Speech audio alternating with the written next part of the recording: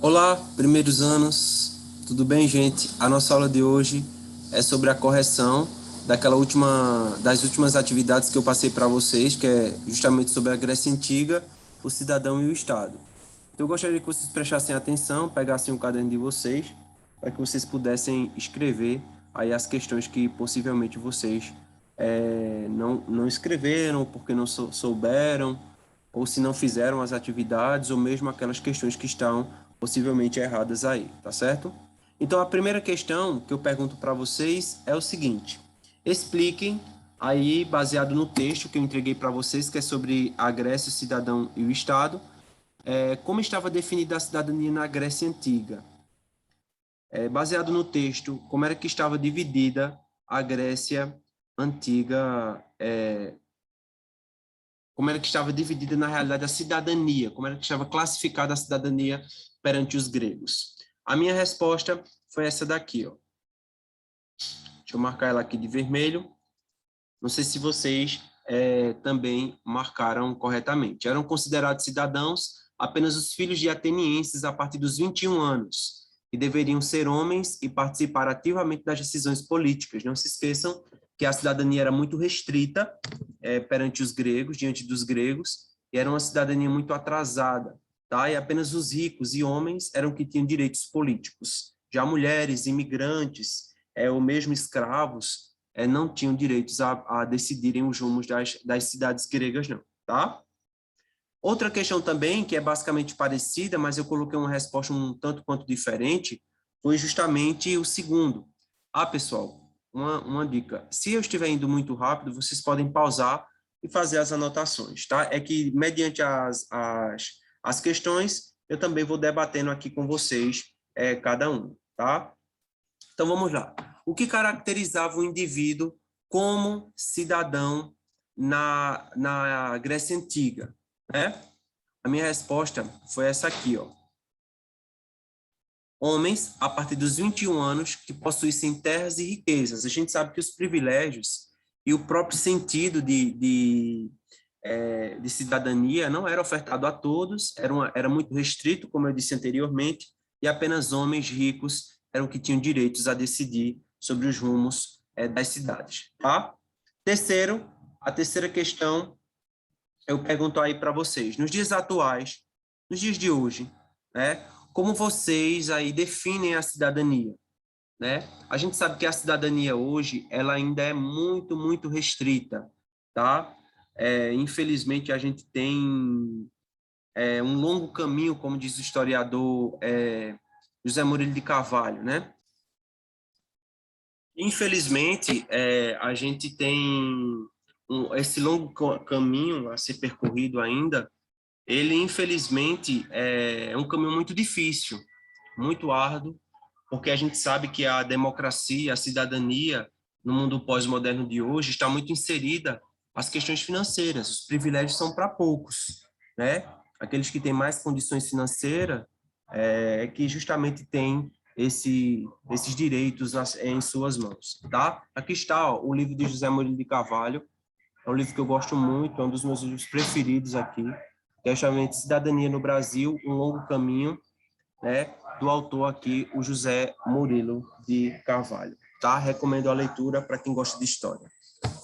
Nos dias atuais, hoje em dia, como é que a gente define? É basicamente isso aqui que eu acabei de explicar para vocês, foi isso que eu coloquei para vocês. A cidadania no Brasil ainda segue a passos lerdos, né? Infelizmente, quando falamos em cidadania, a gente está se referindo aí a direitos ofertados a poucos. Como eu disse anteriormente, é uma pequena parcela da população que tem direitos, seus privilégios, que são garantidos, inclusive, tais privilégios. E, neste caso, é possível estabelecer uma relação entre capitalismo e cidadania, ou seja, direito é dado, mas apenas àqueles que têm condições financeiras para isso, tá? Como direito à saúde, direito à segurança, a transporte, enfim. Ok. Quarta questão, é possível afirmar que durante o período colonial no Brasil a cidadania era ofertada a todos? Então, vocês devem explicar aí se naquela época, durante o período colonial no Brasil, a cidadania era ofertada a todos. É claro que não, gente. Tá? É óbvio que não. Se a maioria das sociedades no período colonial e no período imperial eram compostas de escravos, como é que eu posso afirmar que existiu cidadania para eles? É óbvio que não, né? Hoje em dia ainda estamos construindo, imagina naquela época onde os privilégios eram de poucos, pouquíssimos, né?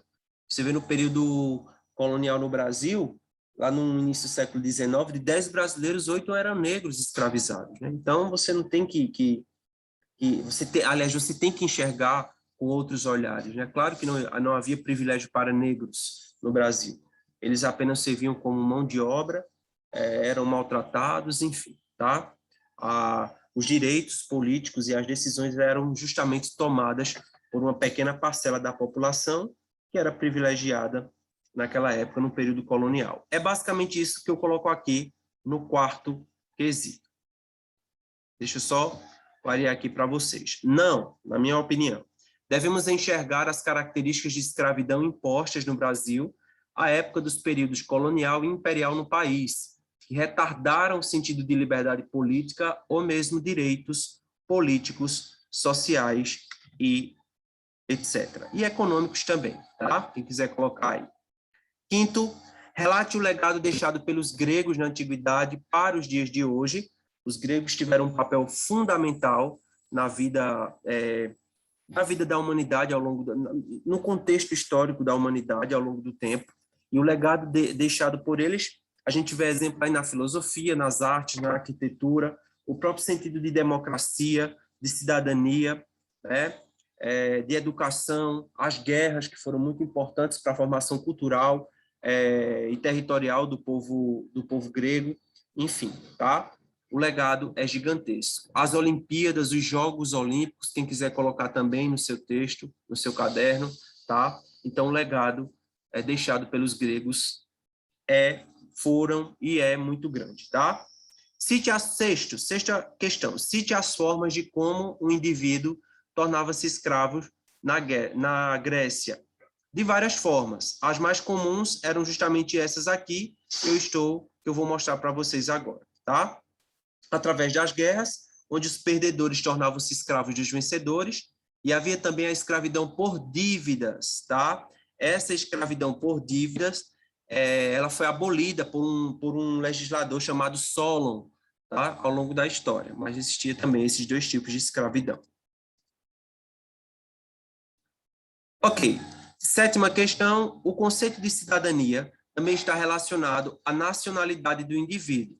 Então, explique. Eu coloquei assim, ao nascer em um determinado país, você conquista a cidadania, por exemplo, fala-se, deixa eu colocar só uma vírgula aqui, por exemplo, fala-se de cidadão brasileiro ou cidadania brasileira, referindo-se a quem nasce justamente no Brasil. Oitavo, qual o papel do sexo feminino, neste caso das mulheres, na antiguidade? A gente sabe que as mulheres eram muito desvalorizadas, o papel das mulheres estava muito envolvidos ali na casa, né, no lar, elas tinham que ter apenas filhos, e o interessante era que os filhos fossem do sexo masculino, para que estes estivessem treinados para a guerra e, claro, com muita saúde, com boa saúde, para que eles se apresentassem futuramente como guerreiros, né? Até porque nós temos essas cidades antigas, como exemplo nós temos, elas se preparavam para as guerras, como Esparta, por exemplo, né? E logo cedo preparava suas crianças para a guerra, tá? Então o papel do sexo feminino era muito restrito e também as mulheres elas não tinham nenhum papel político, tá bom? O papel social da mulher estava irremediavelmente ligado ao casamento e também à religião. As mulheres não tinham participação política direta, tá? Nono, pesquise sobre o papel da filosofia para o mundo grego, bem como sua importância para os dias atuais. Então, qual a importância da filosofia, né, para as nossas vidas, para os gregos e para os dias de hoje? Eu coloquei isso aqui para vocês. A filosofia, ela foi utilizada para explicar a origem do mundo e das coisas ao redor. A filosofia pode ser considerada o legado principal da civilização grega, tida como antiguidade clássica, ou seja, aquela que foi o alicerce da civilização ocidental.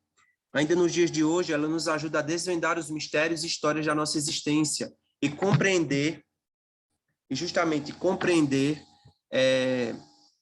o porquê e a razão fundamental para tudo que existe. A filosofia, a partir da filosofia, aliás, surge aí a ciência, que é o conhecimento científico por sua própria natureza. Esse é o papel e a importância da filosofia para os dias de hoje. 10ª e última questão. No aspecto cultural dos gregos, qual a importância das guerras para as cidades? Um exemplo, nós chamamos a Guerra de Troia. Qual o papel dessas guerras? Por que tantas guerras? O objetivo justamente era o domínio de território e conquistar novos territórios e, consequentemente, fazer com que o aspecto cultural, físico e poderio das elites crescessem naquela época, né? Então, as guerras elas tiveram basicamente um papel fundamental para o desenvolvimento social. Eu coloco isso aqui para vocês. As guerras foram importantes para a formação territorial e cultural dos gregos. Como exemplo, temos a Guerra de Troia. Suas narrativas foram importantes para a formação cultural do período clássico da Grécia Antiga. Basicamente, são essas aí as respostas básicas que nós devemos responder nossas atividades. Lembrando que brevemente eu estou marcando o teste com vocês, fiquem atentos aí aos grupos, e esta foi nossa correção do dia de hoje, 24 de agosto, e eu espero que vocês tenham aí feito as suas anotações. Qualquer coisa, pessoal, vocês podem revisar o vídeo, pausar e escrever no caderno de vocês as questões corretas, tá bom? Um abraço para vocês e até a próxima aula, gente. Valeu!